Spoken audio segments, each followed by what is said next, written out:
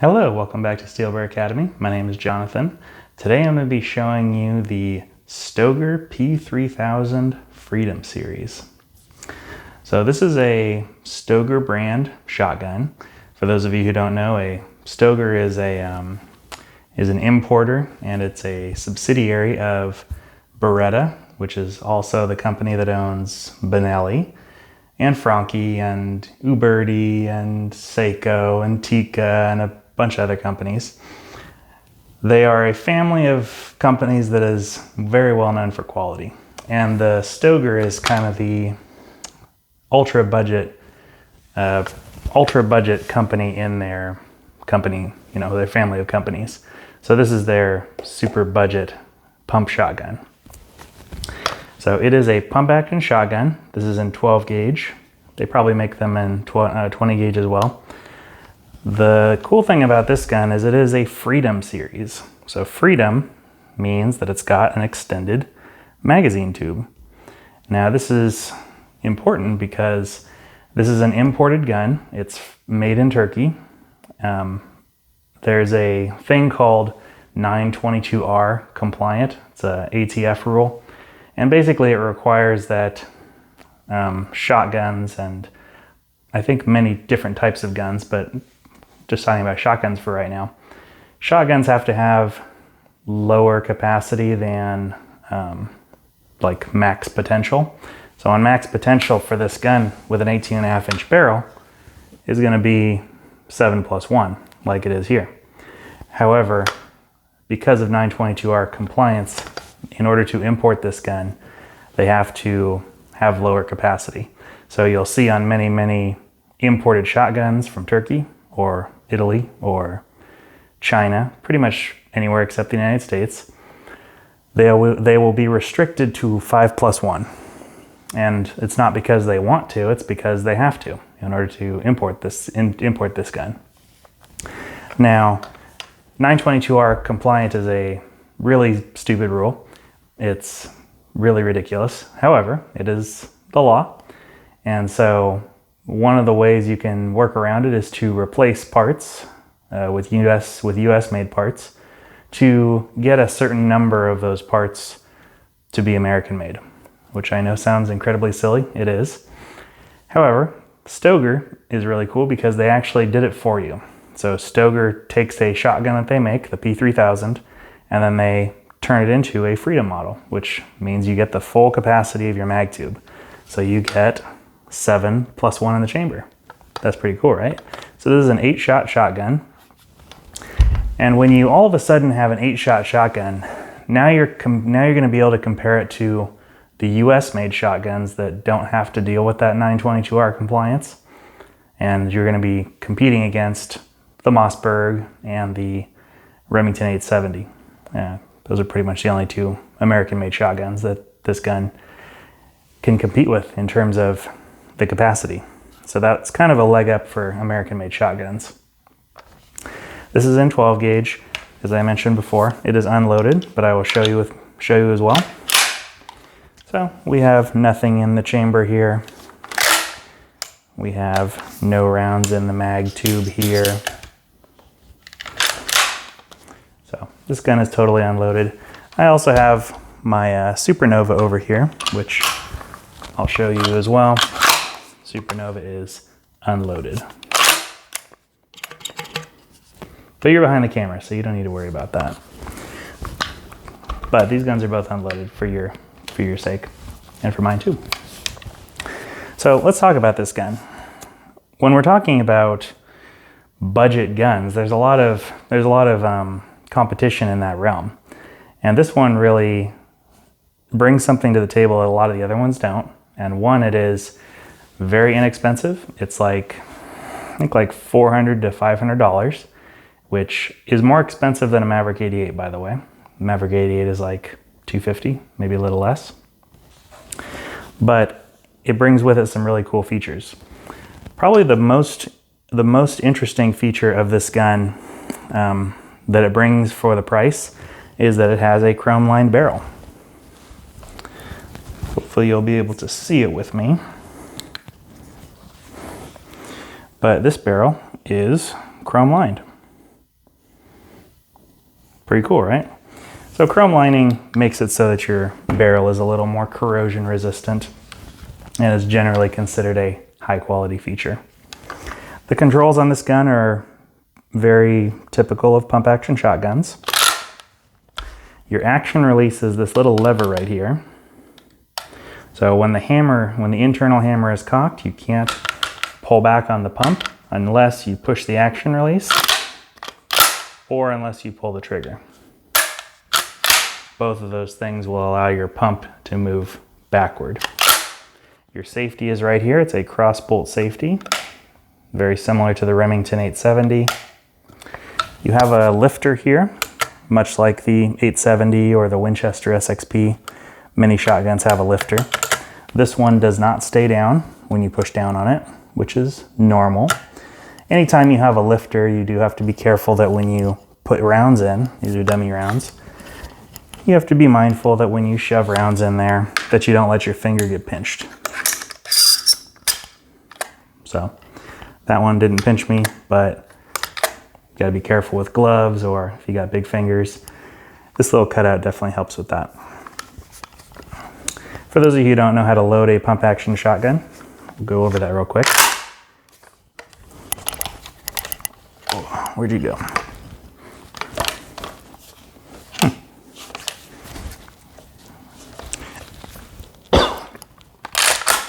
Making a fool out of me over here. That's interesting. Well, typically when you pull back on the pump, it'll expose your action right here. It'll open up the ejection port. You can either drop a round directly into the ejection port like this and then pull forward on the pump. That will chamber a round. So now you've got a round in the chamber so that you could fire it. You can then fire your round by pulling down on the trigger. Bang, it fires. Now nothing happens. You have to manually pull back on the pump all the way down. It'll dump the round out of the ejection port, and that's how you would shoot one round at a time. Now if you wanted to shoot more than one round at a time, like, take advantage of the 7+1 capacity, you can load this gun kind of two different ways. You can do the same thing where you just dump your round in, pull forward. It's recommended you put your safety on at that point. And then you can load your magazine tube. So you take the rest of your rounds, you push down on this lifter with your round, shove it up into the magazine tube until it clicks. And then you've got up to 7+1 capacity in your magazine tube. From there, you would just be able to fire all your rounds. To unload, you would push on this little release instead of shooting it. So if you don't want to shoot the round, you can push on this little release here. When you pull down on the pump, it will dump a round out. Now it also drops a round onto your lifter. Now which was a little strange about this one was, it's not very easy to just spill it out. Normally it will just kind of spill out of your shotgun. This particular one doesn't really do that very well.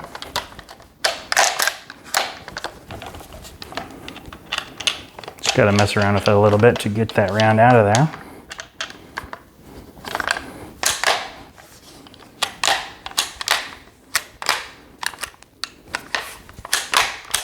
Oh. Okay, may have caused a malfunction.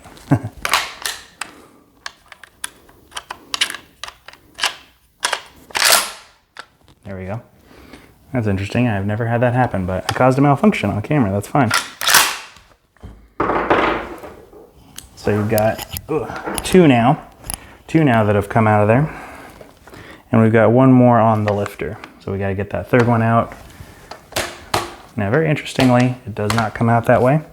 So you can just pull forward on the pump and then pull back on the pump and dump that round out. Like so. Alternatively, you could keep the gun closed like this, load all your rounds into the mag tube. Oops. Well, I'm glad this is all happening on camera because check this out. So that time I didn't quite get my round all the way into my gun. And so it is sitting inside the action with the bolt forward, or with the action closed. But right now it's behind the lifter, so I won't be able to push that in. So let's see what happens if I just rack it.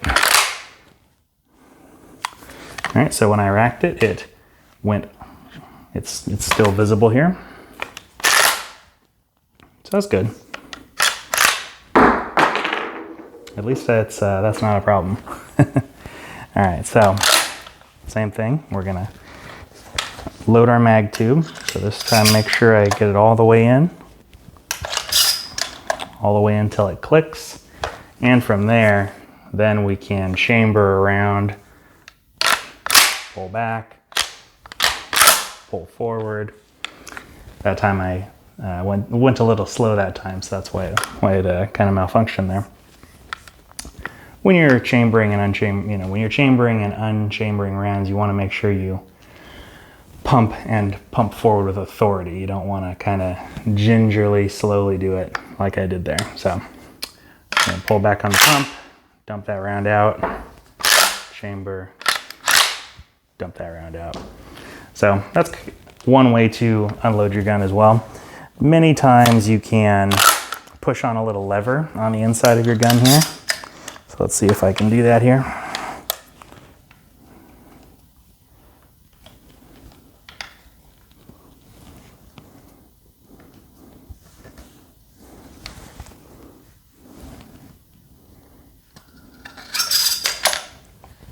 Yeah, so there's a little lever on the inside of your receiver here.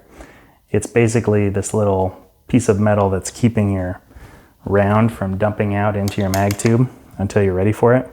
So if you manually push on that little lever, it will dump one round out of the mag tube and into your hand, so you can unload that way as well. So the pump shotgun, as you saw here, is kind of a complicated gun to use. It's not the simplest gun. It's not as simple as a double-barreled shotgun. It's not as simple as a single shot. It has some complexity. And as you saw, that there's a huge factor of the user being a contributing factor to malfunctions. The good thing about a pump is that it's very reliable in terms of not being ammunition dependent. The bad thing about a pump is it's not ammunition dependent, it's user dependent. So, I fumbled around with it a little bit there. Don't make fun of me. I haven't used this gun in a little bit, but it's important to understand the limitations of this gun.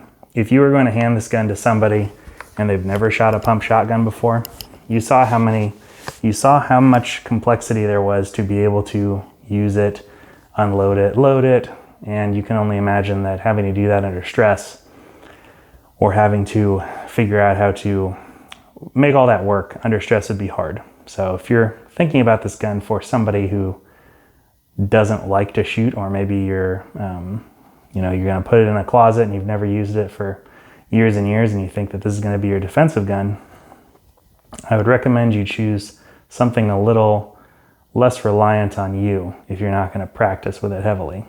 Because as you see, I messed it up, and I'm very comfortable with pump action shotguns, and that made me look like a fool right there. So, you want to be sure that you take time to learn your gun, and don't think that just because you have learned it at the store, or you've gone out and shot a couple times, that it's going to be perfect under stress. I wasn't even stressed out. The only stress I had was you watching me on the camera. So it's very easy to mess those things up. This gun comes in several different configurations. So the Freedom model has this extended mag tube. You can also get it with the regular 4+1 mag tube. It also comes in either the traditional stock, like I have here, or it comes with a pistol grip stock that kind of juts out right here and makes it into a pistol grip with a traditional, this type of stock. So it's a fixed stock with a pistol grip. They also make at least two versions that I have seen, with a adjustable stock. One of them adjusts forward and backward, very similar to an AR-15 stock. It has a pistol grip as well. The other one that I've seen The other one I've seen is a folding telescoping stock. So that one has like an adapter right here that you can press a button on the side, and you can fold the whole stock and have it resting on the side of your gun. That would make it more easy to cart around with you or put into a rack, you know, into a safe or something like that if you wanted to shorten the overall length of your gun. I will say, however, that I've held that folding stock, the side folding stock in the store, and oh my gosh, it was absolutely terrible. I don't understand how somebody let that stock get out of development. It's like whoever designed that stock had never once held it in their hand. It is totally all wrong. The stock has this metal adapter that basically is pushing against the web of your thumb as you're holding the grip, which is totally wrong. You don't want something right there.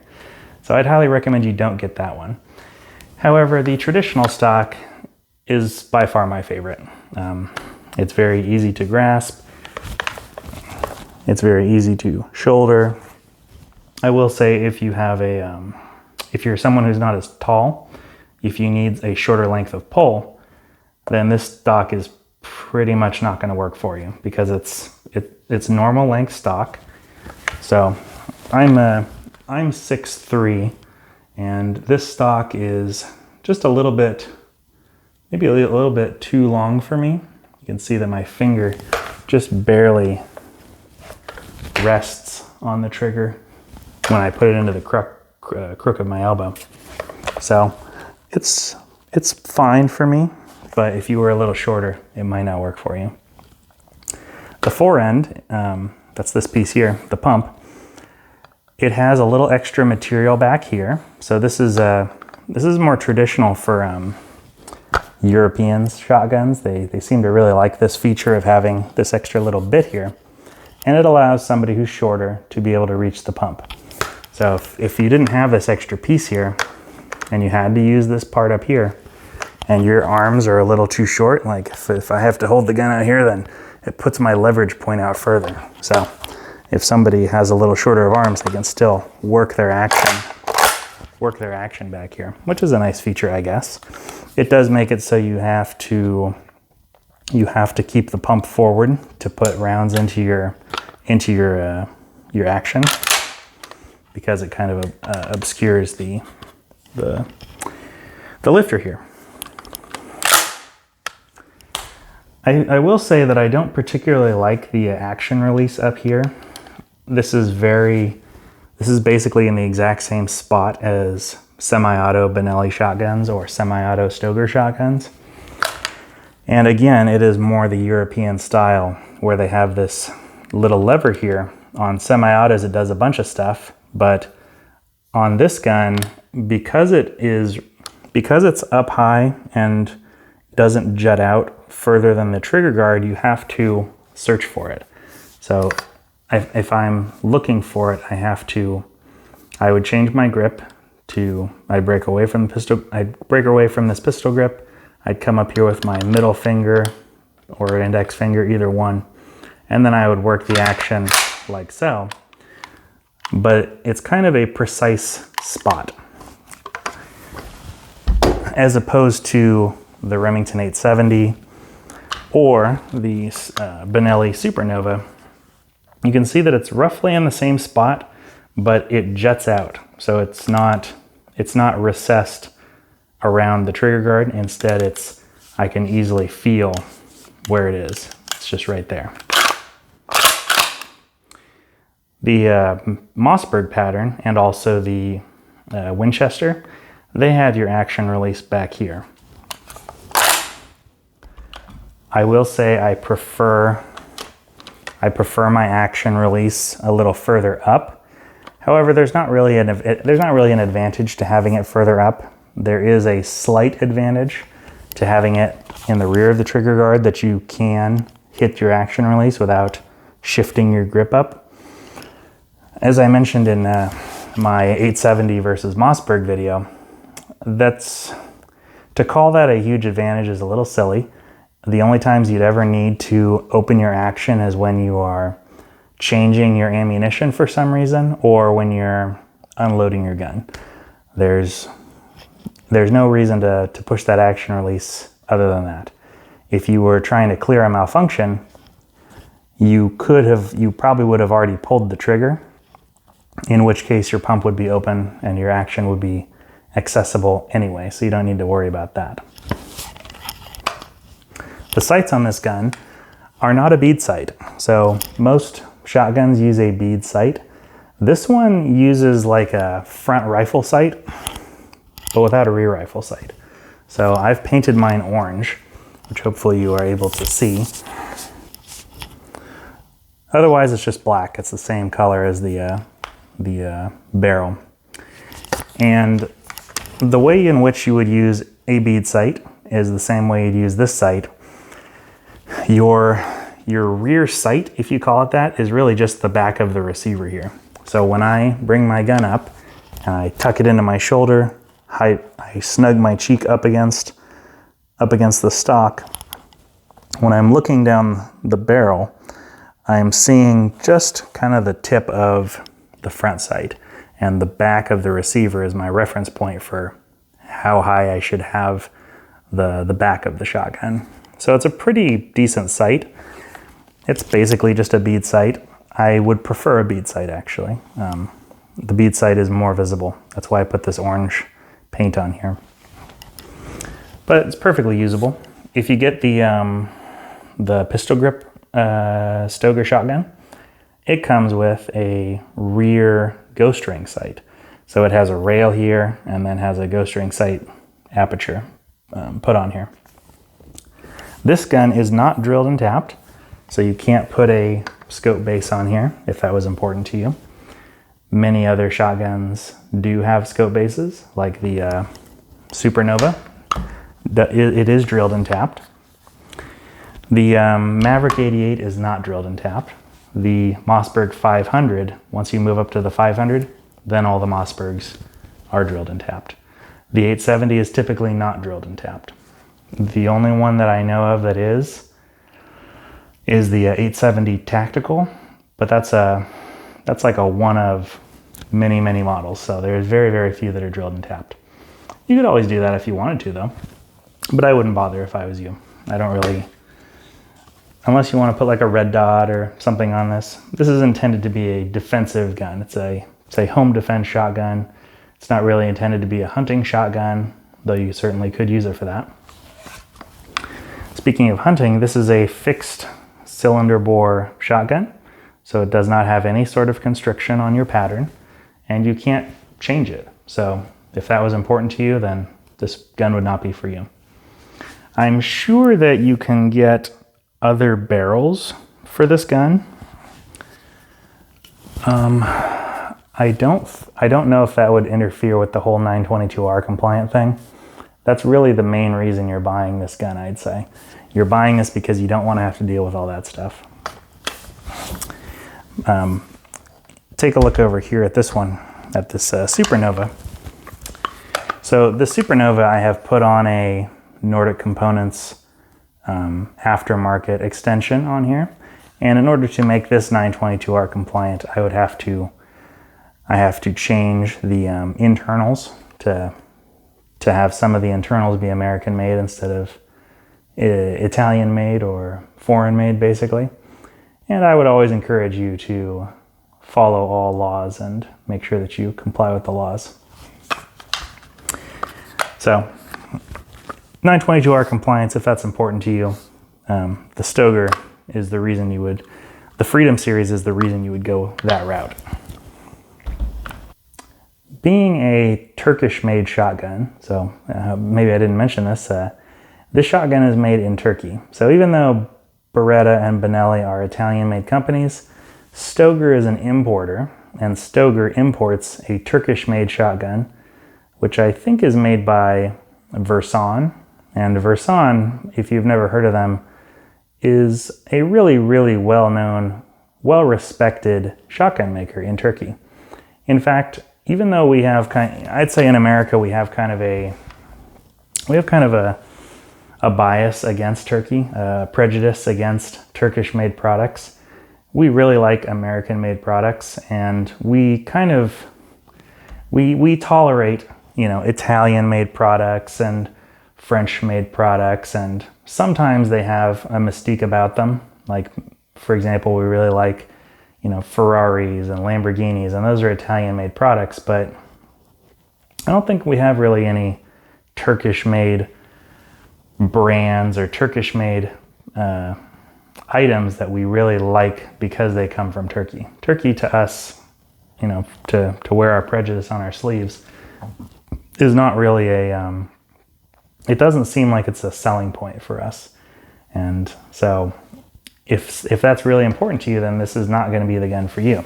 You would probably want to get it either an 870 or a Mossberg. But for the money, these things provide incredible value. So I think that's the first place I want to start with value. But before I do go there, because they are Turkish made, and because most Turkish shotguns are kind of one-offs, like they're not a consistent line of shotguns. They're kind of just little one-off shotguns that companies will put their name on, like Stoeger does here. They will put their name on it, and then they will also sell that basically the same model to other manufacturers, if you call them that. They're more like importers who will also put their name on basically the same shotgun. As such, there's not a whole lot of compatibility between all those shotguns, and so the Stoeger pretty much has no aftermarket support. So if you buy this gun, you have the options of changing the stock, and that's about it. Even the pump, I don't think you can change, versus on the Mossberg and the Remington 870, you have the sky's the limit with changing options of all these parts. But for value, I would give this a 10 out of 10 in terms of value. So for about $450, you get a 7+1 capacity shotgun that is chrome lined and seems relatively rugged. It does have a polymer trigger guard. The pump feels pretty solid. The barrel feels good. This is the mag tube feels like feels anodized. It feels anodized, but I would guess it's steel. This is all one piece, by the way. Even though it looks like it's an extension, it's actually one piece. So I'd give this a 10 out of 10 for value. For $450, it's hard to beat a 7+1 chrome line barrel pump action shotgun. The Supernova is a little more expensive. It's like $500. And I'm going to do a whole video on just comparing these two shotguns because they are corporate cousins, if you will. They're very, very similar in offering. But this one's a little more expensive. It does look nicer, definitely, right? It's much more Italian. It's got that Italian look. It's like a Maserati. Better looking for sure. But just as a little aside, this gun shoots the same rounds. Well, actually, it can't shoot 3.5 inch. That's something the Supernova can do. But 3.5 inch is a kind of a niche load. It's really just for turkey hunters or certain I think ducks and maybe certain waterfowl. But for defensive use, nobody uses 3.5 inch. In fact, hardly anyone ever uses 3 inch. It's all about 2 3/4 to maximize your capacity. So for value, I'd give it a 10 out of 10. I think that if somebody came to me and they said, what's the best pump action shotgun value pump action shotgun they could buy, it's going to be between the Maverick 88, the 870, an 870 with extended capacity, so either the 870 tactical or the hardwood home defense, which is what the 870 I have. I've shown you in other videos. That's an 870 hardwood home defense. It's basically this configuration: 18.5 inch barrel with a 7+1 capacity, or the Maverick 88 has a 20 inch barrel with a 8+1 capacity. Those three are really in contention. There are many other guns in that price range, many Turkish shotguns. And there's the Winchester Sxp, which also is a Turkish shotgun. There's the H&R Partner Pump, which is a Chinese-made shotgun. And all those guns all suffer from that 922R compliant problem. They all are in that same price range, but none of them have 7+1 capacity. Only the American-made shotguns and this shotgun have that from the factory with that ability. You could always modify your shotguns to be extended capacity. This one is very, very easy to do that on. However, if you wanted to avoid having to do it yourself or wanted to avoid the 922R compliance, then the Stoeger is the way to go. For trigger, I would give this a 6 out of 10. And just as a reminder, my ratings are typically for comparing every gun that I've ever shot ever. So I'm comparing all triggers that I've ever shot, not just shotguns against shotguns, not just handguns against handguns, but I'm also comparing handgun triggers against shotgun triggers, rifle triggers against handgun triggers as well. So I'm comparing them all wrapped into one, unless I specify otherwise. So for trigger, I'd give this a 6 out of 10. Let's just see if I can show you visually what I think about this trigger. So what I wrote about this is, I feel like it has some creep. So if I pull, helps if I have it off safe. So if I pull, I feel a little bit of movement right there. Or like I can feel movement. I haven't pulled the trigger yet. And then it pulls. So it's got some creep. I'd say it's decent. It's a 6 out of 10. It's a single action trigger. When I'm actually shooting the gun, if I was shooting something fast moving, I wouldn't even notice the trigger really. You know, if you're shooting something pretty fast moving, you're gonna have so much movement in the rest of your body that you're not gonna notice not as great of a trigger. But if you were shooting slugs and you were trying to go for accuracy, which it might happen, maybe if you're hunting deer or something, then the trigger is decent. It's not amazing, but a shotgun is typically shotguns typically don't have amazing triggers. That's not really the purpose that they're going for. So I'd give it a good score on that. For durability, I really don't know. So I put this as an unknown. However, if I had to give it a score, I'd give it somewhere between a 5 and a 7. 7 on the high end. When you compare it to other shotguns, I think that it will probably be perfectly fine. Typically, other shotguns, particularly in this price range, when we're comparing it to the Maverick 88 and the Remington 870, they have some rust issues. So they are more prone to rust than other finishes. So the Remington 870's finish is very prone to rust, and the Maverick 88 has a blued finish, and so it is also very prone to rust. So it doesn't have much competition in this category. However, I really don't know. So when I'm looking at this barrel, to me it looks kind of nitrited. I'm not exactly sure if that's the material, if that's the finish, but to me it looks nitrated. And I'm guessing that if I took, like a coin or something and scratched this barrel, it's gonna show some bare metal. So it doesn't to me look like a particularly robust barrel. However, the chrome lining is definitely a plus. So in terms of rust, I think it'll probably do better than average in this category of budget shotguns. However, I don't think it's particularly, doesn't seem like it'd be particularly durable, but I'm sure it's fine. Pump shotguns are not heirloom pieces generally. You typically would pick a pump shotgun because you want reliability and you want durability, but not too expensive, if that makes sense. So pump shotguns are generally, we think of them as replaceable versus maybe over-unders. Over-unders are expensive. We don't really want to replace over-unders. So I'd give it a 5 to 7. The anodizing on the receiver, this is an aluminum receiver to shotgun, and it is good. I think I don't have any complaints about the anodizing on here.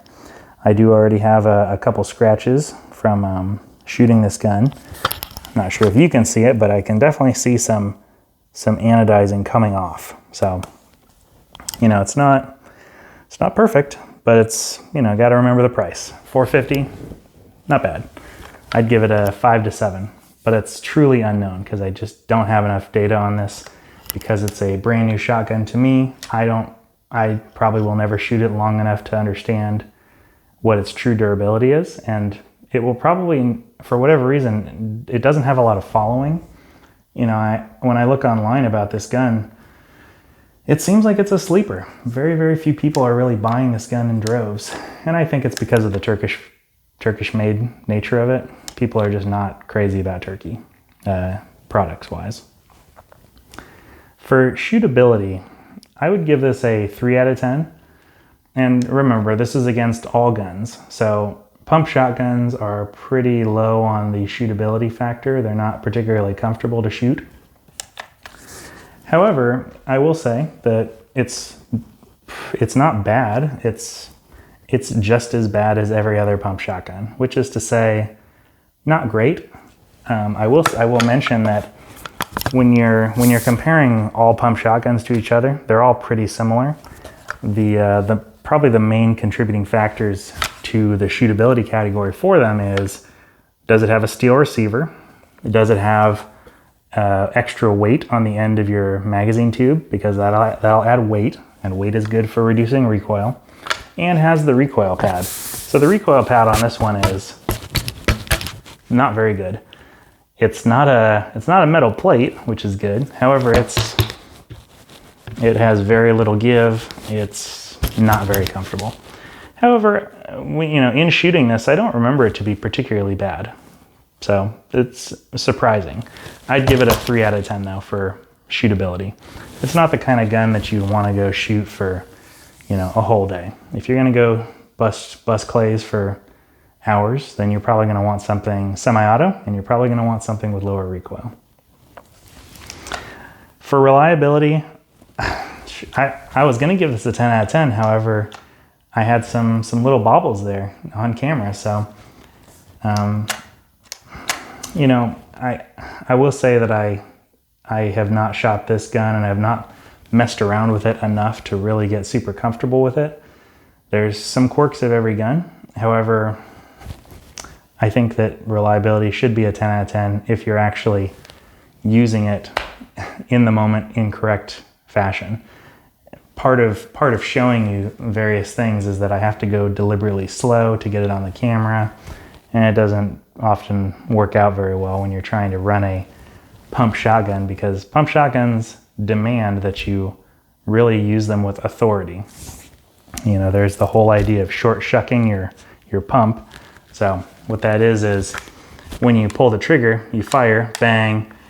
If you pull it back and you don't get all the way back to the rearmost position, you might find that when you pull forward, click, you don't have a round in the chamber, because if you're going quick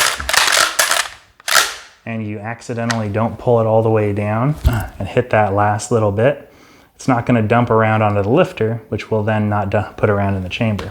So that's called short stroking or short shucking. So that's part of the danger of the reliability of the pump shotgun. You might mess it up, as I mentioned already. But I'd give us a 10 out of 10. I don't really have any concerns for reliability for this gun. And in shooting it, when I actually did shoot it, no problems whatsoever.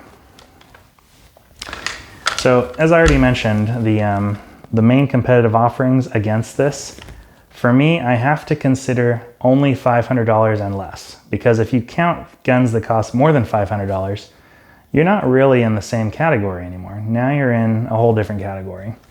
So for competitive offerings, the Maverick 88 with the 20-inch barrel and the 8+1 capacity, the Remington 870 Express Tactical. For those of you who don't know, Express is just basically the base model. It just denotes the finish mostly. And almost all 870s you see on the shelves are Expresses. The other types are the police, and the other types are the wingmasters. So I think I've only ever seen a wingmaster in store being sold once that was brand new. So most of them are expresses. So the 870 Express Tactical, that one has the 6+1 extended magazine tube.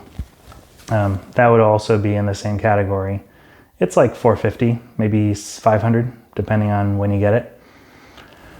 I would also consider the Supernova or the Nova, the Benelli product, in the same category because you can easily change the capacity. But again, it's not really, it just barely doesn't make it in the category, because if you add the extra cost of the extension, now we're talking in $600. So perhaps not the Benelli and not the Supernova, at least not for the price. If you count guns that are in the 5+1 category, meaning, not a extended magazine capacity, not a Freedom gun, not a 920 or a 920, if you count 922R compliant guns that are not changed by Stoeger, for example, well, wow, the sky's the limit. There are so many shotguns that are in this category from Turkey. Like nearly all Turkish shotguns are under $500, and that includes semi-autos. So there are semi-auto, like sub $500 shotguns that are very tempting. You see them in the stores all the time, and I have yet to test one of those, but it seems like people's opinions of those are that they are very hit or miss in terms of reliability for the semi-autos. But for the pumps, they all seem to work fine, but they all have various quirks. And that's part of the nature of being one-offs. They're just one-offs that the company makes and then sells them to an importer, and then the importer puts their name on it, and then they send them off, and off they go onto the market, and people buy them up because they're inexpensive, but they're not like a long-term product line. They're not a long-term legacy like the Supernova, like the 870, like the Mossberg 500. So not for me, but they're kind of in the same category. I think I should also mention the Winchester Sxp. The Winchester Sxp is it's in a similar category as this, where it's very high quality. However, the Winchester Sxp, again, it only has 5+1 capacity, so it's not gonna win for capacity. I think it's a good gun though. It's just, it loses out in that regard. If they made a Freedom Winchester Sxp, I might have to get that gun. So if you're looking for an excellent shotgun for the money, and even just an excellent shotgun in general, there are many excellent shotguns, but this one takes the cake with that Freedom Series. And good on Stoeger. I'm really happy that Stoeger has done something to get around this really stupid law. But it is what it is. Hopefully one day we won't have to deal with the 922R compliant thing anymore. If you're looking for a great value shotgun, I would highly recommend looking at the Freedom Series. Just make sure you don't get that pistol grip one. Thanks so much for listening, guys. Talk to you soon. Bye-bye.